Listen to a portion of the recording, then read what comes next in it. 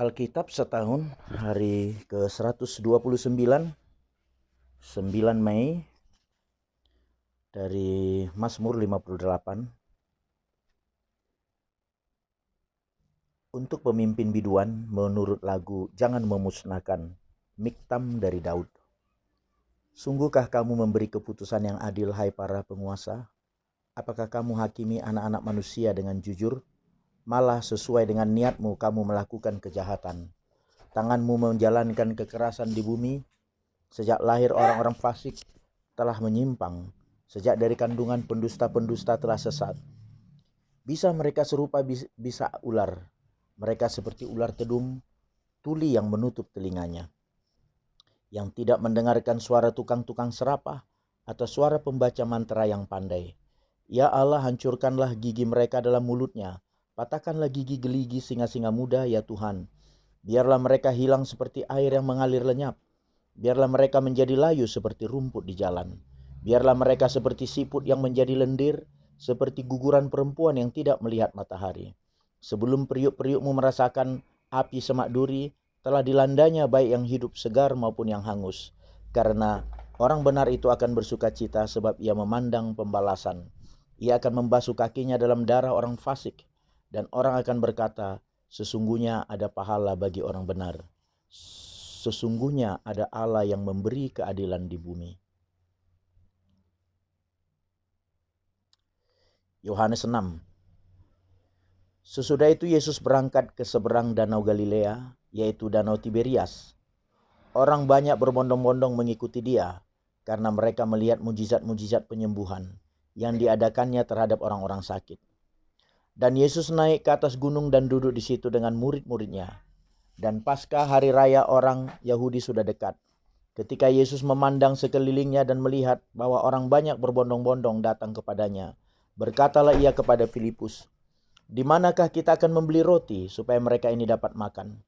Hal itu dikatakannya untuk mencobai dia, sebab ia sendiri tahu apa yang hendak dilakukannya. Jawab Filipus kepadanya, "Roti seharga 200 dinar tidak akan cukup untuk mereka ini, sekalipun masing-masing mendapat sepotong kecil saja." Seorang dari murid-muridnya yaitu Andreas, saudara Simon Petrus, berkata kepadanya, "Di sini ada seorang anak yang mempunyai 5 roti jelai dan 2 ikan. Tetapi apakah artinya itu untuk orang sebanyak ini?" Kata Yesus, "Suruhlah orang-orang itu duduk. Adapun di tempat itu banyak rumput, maka duduklah orang-orang itu. Kira-kira 5.000 laki-laki banyaknya." Lalu Yesus mengambil roti itu, mengucap syukur dan membagi-bagikannya kepada mereka yang duduk di situ. Demikian juga dibuatnya dengan ikan-ikan itu sebanyak yang mereka kehendaki. Dan setelah mereka kenyang, ia berkata kepada murid-muridnya, "Kumpulkanlah potongan-potongan yang lebih supaya tidak ada yang terbuang." Maka mereka pun mengumpulkannya dan mengisi 12 bakul penuh dengan potongan-potongan dari kelima roti jelai yang lebih setelah orang makan. Ketika orang-orang itu melihat mujizat yang telah diadakannya, mereka berkata, "Dia ini adalah benar-benar nabi yang akan datang ke dalam dunia." Karena Yesus tahu bahwa mereka hendak datang dan hendak membawa dia dengan paksa untuk menjadikan dia raja, ia menyingkir pula ke gunung seorang diri. Dan ketika hari sudah mulai malam, murid-murid Yesus pergi ke danau, lalu naik ke perahu dan menyeberang ke Kapernaum. Ketika hari sudah gelap, Yesus belum juga datang mendapatkan mereka. Sedang laut bergelora karena angin kencang. Sesudah mereka mendayung kira-kira 2-3 mil jauhnya, mereka melihat Yesus berjalan di atas air mendekati perahu itu. Maka ketakutanlah mereka. Tetapi ia berkata kepada mereka, "Aku ini, jangan takut." Mereka mau menaikkan dia ke dalam perahu dan seketika juga perahu itu sampai ke pantai yang mereka tujui. Pada keesokan harinya orang banyak yang masih tinggal di seberang melihat bahwa di situ tidak ada perahu selain daripada yang satu tadi, dan bahwa Yesus tidak turun ke perahu itu bersama-sama dengan murid-muridnya, dan bahwa murid-muridnya saja yang berangkat. Tetapi sementara itu beberapa perahu lain datang dari Tiberias, dekat ke tempat mereka makan roti. Sesudah Tuhan mengucapkan syukur atasnya, ketika orang banyak melihat bahwa Yesus tidak ada di situ dan murid-muridnya juga tidak, mereka naik ke perahu-perahu itu lalu berangkat ke Kapernaum untuk mencari Yesus. Hakim-Hakim 9. Adapun Abimelek bin Yerubbaal pergi ke Sikem kepada saudara-saudara ibunya dan berkata kepada mereka dan kepada seluruh kaum dari pihak keluarga ibunya, Tolong katakan kepada seluruh warga kota Sikem, manakah yang lebih baik bagimu? 70 orang memerintah kamu, yaitu semua orang Yerubbaal, atau 1 orang? Dan ingat juga bahwa aku darah dagingmu. Lalu saudara-saudara ibunya mengatakan hal iwalnya kepada seluruh warga kota Sikem. Maka condonglah hati orang-orang itu untuk mengikuti Abimelek, sebab kata mereka, memang ia saudara kita. Sesudah itu mereka memberikan kepadanya 70 uang perak dari kuil Baal Berit. Lalu Abimelek memberi perak itu sebagai upah kepada petualang-petualang dan orang-orang nekat supaya mengikuti dia. Ia pergi ke rumah ayahnya di Ofrah, lalu membunuh saudara-saudaranya, anak-anak Yerubbaal, 70 orang di atas satu batu. Tetapi Yotam anak bungsu Yerubbaal tinggal hidup karena ia menyembunyikan diri. Kemudian berkumpullah seluruh warga kota Sikem dan seluruh Bet Milo.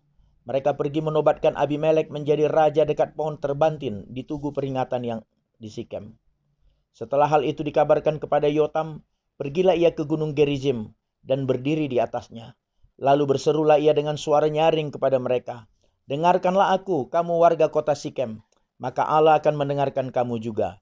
Sekali peristiwa pohon-pohon pergi mengurapi yang akan menjadi raja atas mereka, kata mereka kepada pohon zaitun, jadilah raja atas kami. Tetapi jawab pohon zaitun itu kepada mereka, masakan aku meninggalkan minyakku yang dipakai untuk menghormati Allah dan manusia, dan pergi melayang di atas pohon-pohon?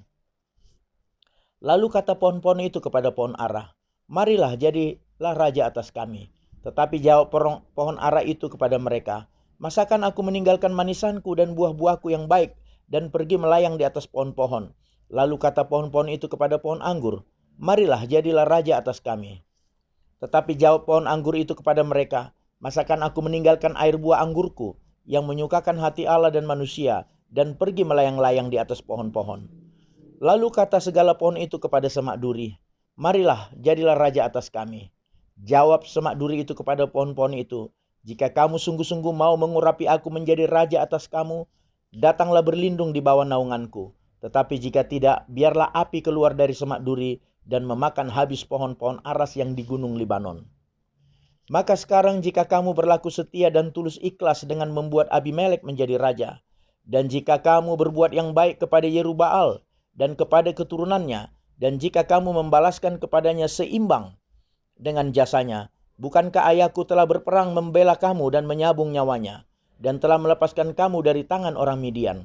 Padahal kamu sekarang memberontak terhadap keturunan ayahku dan membunuh anak-anaknya, 70 orang banyaknya di atas satu batu, serta membuat Abimelek, anak seorang budaknya perempuan, menjadi raja atas warga kota Sikem, karena ia saudaramu. Jadi jika kamu pada hari ini berlaku setia dan tulus ikhlas kepada Yerubbaal dan keturunannya, maka silakanlah kamu bersuka cita atas Abimelek, dan silakanlah ia bersuka cita atas kamu. Tetapi jika tidak demikian, maka biarlah api keluar daripada Abimelek dan memakan habis warga kota Sikem dan juga Bet Milo. Dan biarlah api keluar daripada warga kota Sikem dan juga dari Bet Milo dan memakan habis Abimelek. Kemudian larilah Yotam, ia melarikan diri ke Beer dan tinggal di sana karena takut kepada Abimelek, saudaranya itu. Setelah 3 tahun lamanya Abimelek memerintah atas orang Israel, maka Allah membangkitkan semangat jahat di antara Abimelek dan warga kota Sikem, sehingga warga kota Sikem itu menjadi tidak setia kepada Abimelek. Supaya kekerasan terhadap ke-70 anak Yerubbaal dibalaskan, dan darah mereka ditimpahkan kepada Abimelek, saudara mereka yang telah membunuh mereka, dan kepada warga kota Sikem yang membantu dia membunuh saudara-saudaranya itu. Sebab warga kota Sikem itu menempatkan orang untuk menghadang dia di puncak gunung, dan merampas setiap orang yang melewati mereka melalui jalan itu. Hal itu dikabarkan kepada Abimelek. Sementara itu Gaal bin Ebed beserta saudara-saudaranya telah datang dan pindah ke kota Sikem. Warga kota Sikem percaya kepadanya. Jadi pergilah mereka ke ladang. Mereka mengumpulkan hasil kebun anggur mereka dan mengirik memerasnya.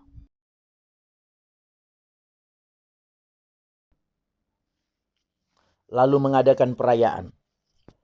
Mereka masuk ke kuil Allah mereka dan makan minum sambil mengutuki Abimelek. Berkatalah Gaal bin Ebed, siapa itu Abimelek dan siapa kita orang Sikem? Maka kita menjadi hambanya. Bukankah anak Yerubbaal dan Zebul wakilnya menjadi hamba orang-orang Hemor, ayah Sikem? Jadi mengapakah kita menjadi hambanya? Sekiranya orang-orang kota ini ada di dalam tanganku, maka tentulah aku mengenyahkan Abimelek. Lalu berkatalah ia ke arah Abimelek, "Perkuatlah tentaramu dan majulah." Ketika Zebul penguasa kota itu mendengar perkataan Gaal bin Ebed, bangkitlah amarahnya. Ia mengirim utusan kepada Abimelek di Aruma dengan pesan, "Gaal bin Ebed dan saudara-saudaranya telah datang ke Sikem, dan ketahuilah mereka menghasut kota itu melawan engkau. Oleh sebab itu berangkatlah pada waktu malam, engkau dan rakyat yang bersama-sama dengan engkau itu, dan adakanlah penghadangan di padang. Esoknya pagi-pagi pada waktu matahari terbit, haruslah engkau menyerbu kota itu. Dan jika ia dan orang-orangnya keluar melawan engkau, maka engkau dapat berbuat kepadanya sesuai dengan keadaan yang kau dapati." Sebab itu berangkatlah Abimelek pada waktu malam beserta segala rakyat yang bersama-sama dengan dia. Lalu mereka mengadakan penghadangan dalam 4 pasukan untuk melawan Sikem. Ketika Gaal bin Ebed pergi keluar dan berdiri di depan pintu gerbang kota itu, Abimelek kebetulan bangun dari tempat penghadangannya, beserta rakyat yang bersama-sama dengan dia.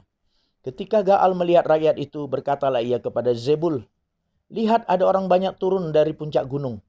Jawab Zebul kepadanya, "Itu bayang-bayang gunung yang kau sangka manusia." Kata Gaal sekali lagi, "Lihat, ada orang banyak turun dari gunung pusat tanah, dan satu kelompok datang dari jalan pohon, terbantin peramal." Jawab Zebul kepadanya, "Di manakah mulutmu itu yang mengatakan siapa itu Abimelek? Maka kita menjadi hambanya. Bukankah ini orang-orang yang telah kau hina itu? Majulah sekarang untuk memerangi mereka." Maka majulah Gaal dengan dipandangi oleh warga kota Sikem, lalu berperang melawan Abimelek. Tetapi Abimelek mengejar dia dan melarikan diri dari depannya, dan banyaklah orang tewas sampai di depan pintu gerbang. Adapun Abimelek tinggal di Aruma, tetapi Zebul mengusir Gaal dan saudara-saudaranya, sehingga mereka ini tidak dapat tinggal di Sikem.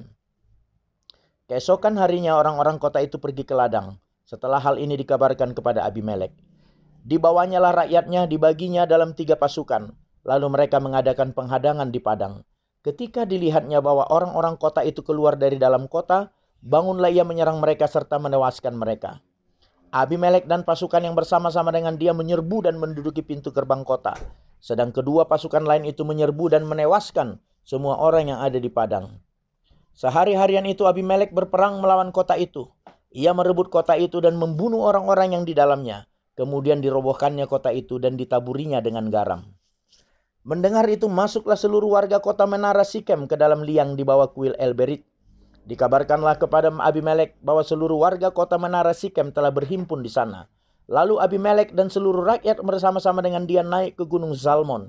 Abimelek mengambil kapak lalu memotong dahan-dahan kayu, mengangkatnya dan meletakkannya ke atas bahunya sambil berkata kepada rakyatnya yang bersama-sama dengan dia, "Turutilah dengan segera perbuatanku yang kamu lihat ini." Kemudian rakyat itu juga masing-masing memotong dahan-dahan, lalu mengikuti Abimelek, meletakkan dahan-dahan itu di atas liang dan membakar liang itu di atas kepala orang-orang itu. Demikianlah semua penduduk kota menara Sikem juga mati, kira-kira 1.000 orang, laki-laki dan perempuan. Selanjutnya Abimelek pergi ke Tebes.